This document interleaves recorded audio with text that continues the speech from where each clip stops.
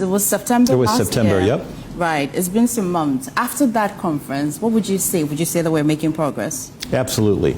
You know, one of the things I think about from the AI perspective is there needs to be an understanding of what it really is. A lot of times people think AI is a really big, concept out there they can't really get their hands around. And what I've seen in the few months since September that I've been working with the team here is that people begin to understand that AI can be very powerful at a very small level. And we can take increments of AI and we can make changes immediately to have a benefit. And that's really the progress we're making. Let me stay with you, and Doc, I'll come to you shortly. Sure. Let me stay with Dr. Schneller for a bit. So we understand that globally, or even in Africa, or we bring it home to Ghana, businesses are quite segmented or fragmented, right? Let's understand how we can use AI to help, put these segments into proper meaning, into global perspective. Sure, absolutely. And I like to use simple examples. I'm not a tech guy. I'm a business person, and I've worked with business and ecosystems and channel partners kind of throughout my whole career. And the analogy I like to use is think of an orchestra or a band. You have musicians, that's the talent for the orchestra. You have music, which would be the data in an AI system, and you have an orchestra. You have a leader of the band. Africa has talent. There's no question about that. Where we really struggle here is in the data. We don't have a shared data infrastructure, and without that shared data infrastructure, AI, which can act as a coordinator, can't coordinate as well as it could be. So getting that shared data infrastructure is important because in a global environment, trust is built by having transparency, and transparency can be built by data. So with a shared data infrastructure, transparency can be built, trust can be built, manufacturers, distributors, partners throughout the world can work better together. When I come back to you, by the time I go to Dr. Dotsey, we'll try and demystify that fear of artificial intelligence generating, artificial information, just opposing it with authentic information. I'll come to that. Yep. But, Doc, what's your business with AI, though? That sounds interesting. Well, we are in the digital space, fourth industrial revolution. I would dare say we are even in the fifth industrial revolution. One of the strategic pillars of the University of Ghana is to develop partnerships across the globe to enhance effective teaching and learning and scholarship. My business with AIA, the University of Ghana is setting up the Digital Youth Village, a center of excellence for youth development. This center focuses on Ghana's digital economic agenda in the 5 key thematic areas of health tech, agri-tech, edu-tech, fintech, entrepreneurship, and leadership. The vision for this institution is a collaborative enterprise between academia that develop human capital for industry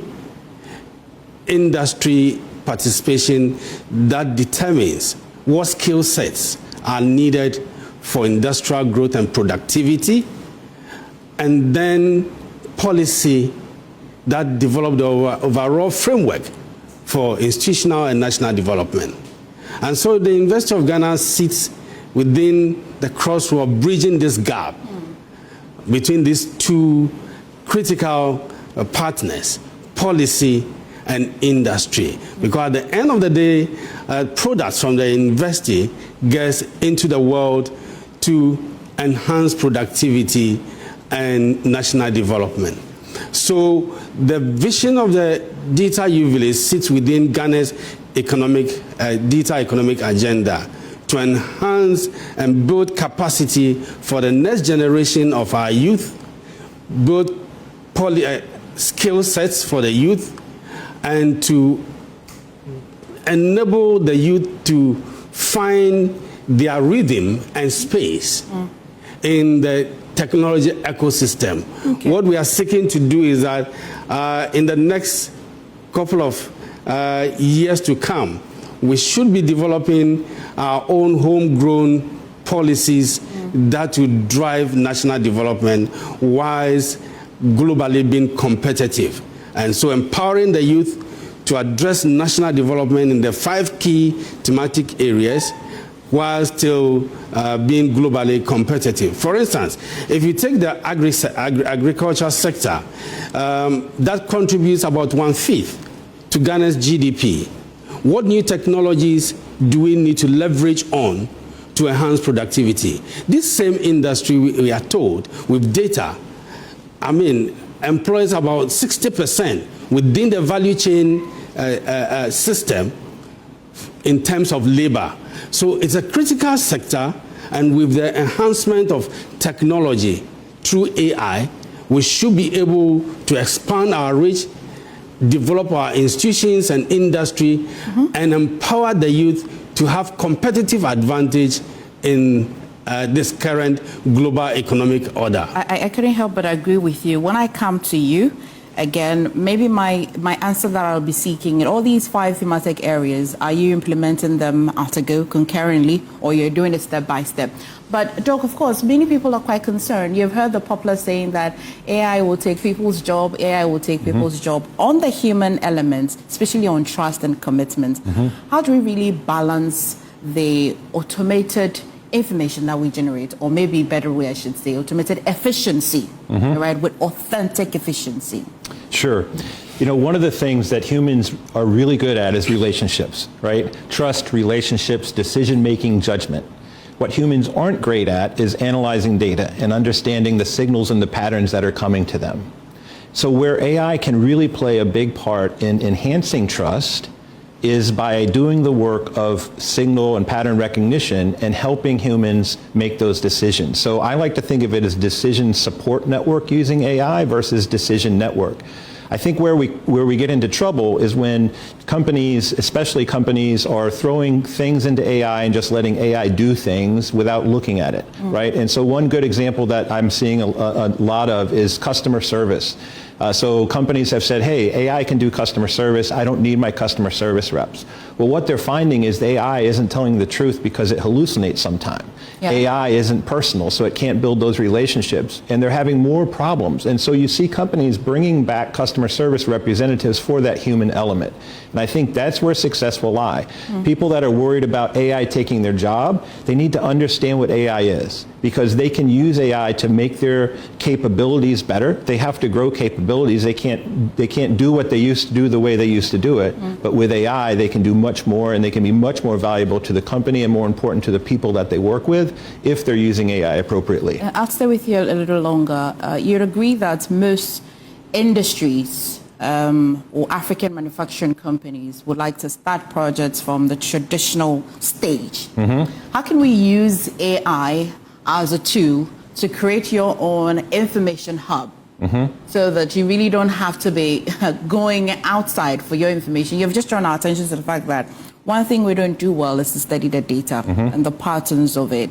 But industries, manufacturing hubs, how can they use AI as a tool or create it to even start the traditional stages of their manufacturing and productions? Well, you know what's fascinating about the African market is that they have an advantage that I haven't seen anywhere else in the world. And that advantage is they're building now a lot of things that haven't been built before. Whereas the rest of the world, you would have a traditional system, a traditional ERP system, software systems, and they're fighting legacy systems to implement AI.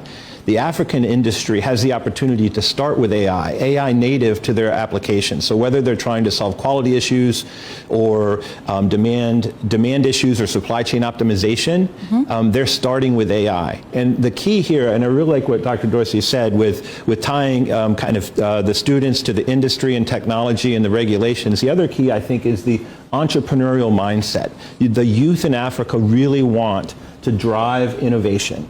And if you tie the work that the Digital Youth Village is doing to that entrepreneurial mindset, you're going to get talent into the market that thinks like, how can I solve this problem with AI? That's always a good place to start, and then adding the human element to see if it's feasible. Okay. Doc, are you implementing all these 5 thematic areas concurrently?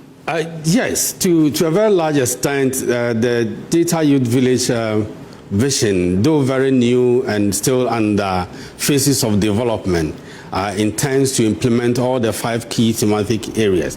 However, if you look at the theme for this year, 2026, scaling Africa's ethical AI and innovation ecosystem, building youth capacity, policy and partnership. the key words here are youth capacity.